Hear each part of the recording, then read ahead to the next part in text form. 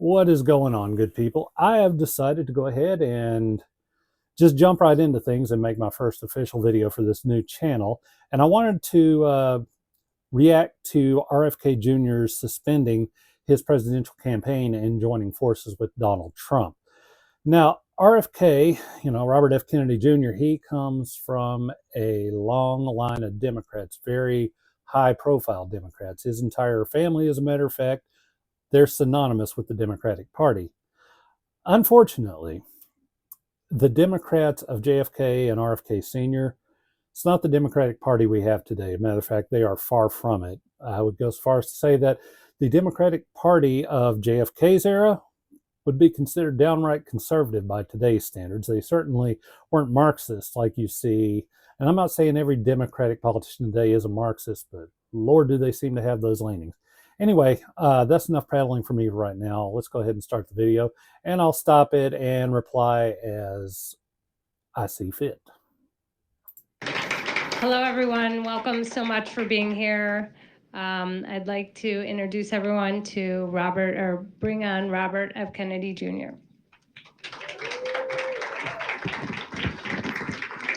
I'm sorry to keep everybody waiting. 16 months ago, in April of 2023, I launched my campaign for President of the United States. I began this journey as a Democrat, the party of my father, my uncle, the party which I pledged my own allegiance to long before I was old enough to vote. I attended my first Democratic convention at the age of 6 in 1960. And back then, the Democrats were the champions of the Constitution, of civil rights. The Democrats stood against authoritarianism, against censorship, against colonialism, imperialism. Which is, I don't know if it's more sad or hilarious that the Democratic Party of today is very pro-censorship, very pro-totalitarianism, and very unconcerned with democracy. In case you need some proof of that, you look at Kamala Harris being your Democratic presidential nominee. She didn't receive a single vote in the primary. Matter of fact, when she did run in a primary in 2020, she had to bow out early because she was pretty much universally reviled, even among her own party. And the only reason, if we're being real, that she was picked to join Joe Biden on his ticket, she was a DEI hire. I know some people will say that's the new N-word. No, it's not. First of all, I hate the N-word. I think it's a disgusting word. I think it should never be used again, ever. But DEI just stands for diversity, equity, and inclusion, or inclusiveness or inclusion, right? And she was a woman of color, and that's basically the whole reason that she was hired. Certainly wasn't for her qualifications or her sparkling personality. Imperialism and unjust wars. We were the party of labor, of the working class. The Democrats were the party of government transparency and the champion of the environment. As far as being the party of the working class, maybe that was true once. They like to make that claim these days too. They say, oh, we're for the middle class income earner. We're for the... No, they're not. All their policies speak to the exact opposite, because I don't know about you, but I've never seen a Democrat that would vote no on a tax. Like, that party has never met a tax that it didn't like.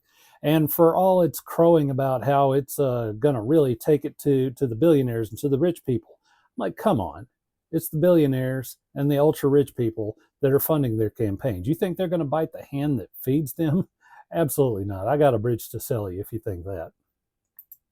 Our party was the bulwark against big money interests and corporate power. True to its name, it was the party of democracy. As you know, I left that party in October because it had departed so dramatically from the core values that I grew up with. Now, can you imagine how bad the party has to be if a man who was basically born a Democrat, the child of a Democrat, the nephew of a Democrat, the product of this entire Democrat Party dynasty that is the Kennedy family, if he reached his breaking point and said, that's it, that's a wrap, like, you know, it's got to be bad. It had become the party of war, censorship, corruption, big pharma, big tech, big ag, and big money. When it abandoned democracy by canceling the primary to conceal the cognitive decline of the sitting president, I left the party to run as an independent. The mainstream of American politics and journalism derided my decision. Conventional wisdom said that it would be impossible even to get on the ballot as an independent because each state poses an insurmountable tangle of arbitrary rules for collecting signatures. I would need over 1 million signatures, something no presidential candidate in history had ever achieved. And then I'd need a team of attorneys and millions of dollars to handle all the legal challenges from the DNC. The naysay. Now, see, what has become of our country? I mean, how can the Democratic Party sincerely look us in the eye and with a straight face say that they're the party of democracy when they're using their power, their resources, to try to keep challengers off the ballot, thereby removing choice from the voters? It's not very democratic to me. Players told us that we were climbing a glass version of Mount Impossible. So the first thing I want to tell you is that we proved them wrong. We did it because beneath the radar of mainstream media organs, we inspired a massive independent political movement. More than 100,000 volunteers sprang into action, hopeful that they could reverse our nation's decline. Many worked 10-hour days, sometimes in blizzards and blazing heat. They sacrificed family time, personal commitments, and sleep month after month, energized by a shared vision of a nation healed of its divisions. They set up tables at churches and farmers markets. And see, I don't know how we're ever going to heal our divisions as a country so long as we keep accepting that we only have two options, Republican or Democrat, left or right. Now, I'm not going to sit here and tell you that as right-wing as a lot of my leanings are, that I'm necessarily a fan of the Republican Party. I'm not, because both major parties are in the hands of corporate interests. Both put the needs and the desires of the wealthy over ours. And they use all of that power, all that influence, their influence in banking, in media, to keep us trapped in this lie that we only have two choices, or they only have two real choices. I disagree. I've been saying for a long time that we needed a viable third party, hell, even a fourth party, because the two mainstream parties, they're just not getting it done. You know, every single time that either one of them's in power, you know, they always say, oh, well, you know, we'd fix this problem or that problem, but you know, those guys across the aisle, man, they're standing in our way. You got to vote in more of us so that we can get the job done. And occasionally they do have the power, they do have the representation, they do have the numbers, and they still don't get it done because at the end of the day, the truth is they don't want to solve problems, because if they solve the problems, then they don't have anything to run on. They canvassed door to door. In Utah and in New Hampshire, volunteers collected signatures in snowstorms, convincing each supporter to stop in the frigid cold, to take off their gloves, and to sign legibly. During a heat wave in Nevada, I met a tall, athletic volunteer who cheerfully told me that he had lost 25 pounds collecting signatures in 117-degree heat. Damn, maybe I should have been out campaigning for RFK Jr., because my old fat ass just can't seem to shed the weight. Finance this effort, young Americans donated their lunch money, and senior citizens gave up part of their Social Security checks. Our 50-state organization collected those millions of signatures and more. No presidential campaign in American political history has ever done that. And so I want to thank all of those dedicated volunteers and congratulate the campaign staff who coordinated this enormous logistical feat. Your accomplishments were regarded as impossible. You carried me up that glass mountain. You pulled off a miracle. You achieved what all the pundits said could never be done. You have my deepest gratitude, and I'm never going to forget that. Not just for what you did for my campaign, but for the sacrifices you made because you love our country. You should. You know, say what you want about RFK Jr. and his family, but just the general vibe I get from him is a rare one from a politician, in that I really do believe that man is sincere. I really do believe that he loves America. I think he loves kids, not in a Jeffrey Epstein kind of way. I think that he genuinely wants to make life better for all of us. Now, is he flawed? Yeah, what politician isn't? But that's a rare quality for me. I don't usually feel that way. Most of the time, I just look at politics as like the WWE.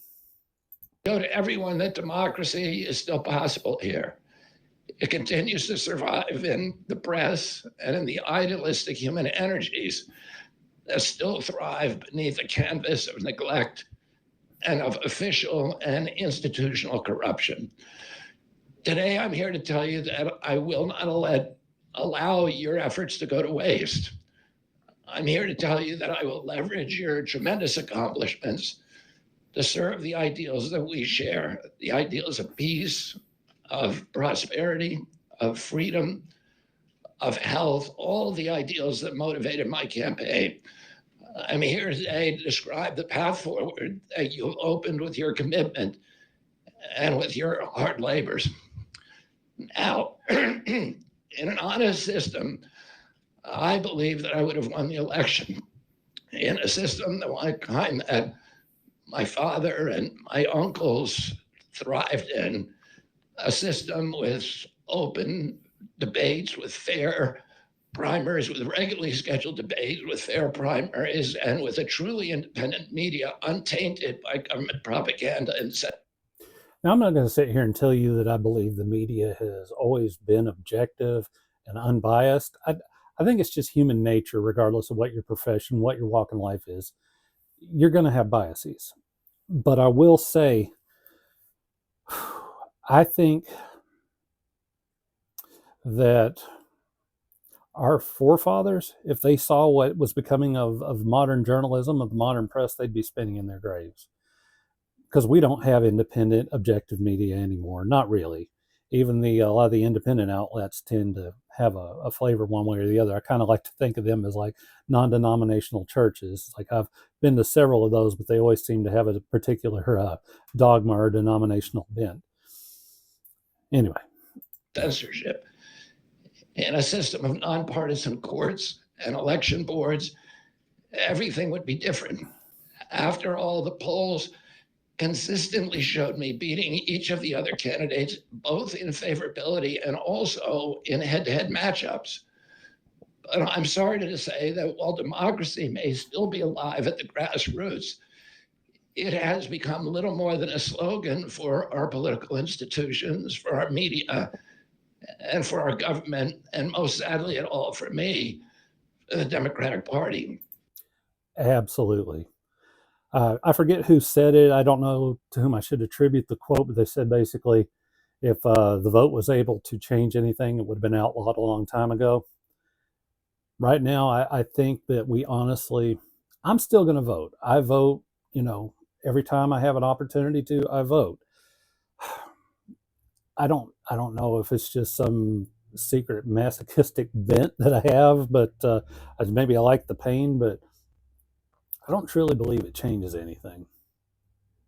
I hope to be proven wrong, but yeah, I think it probably changes more at the local level, and that's why you'll hear a lot of people that aren't too big in the political world, they aren't too big names, but they will tell you time and time again, that your local politics is where you have the most power. I think at the federal level, it's just a dog and pony show at this point.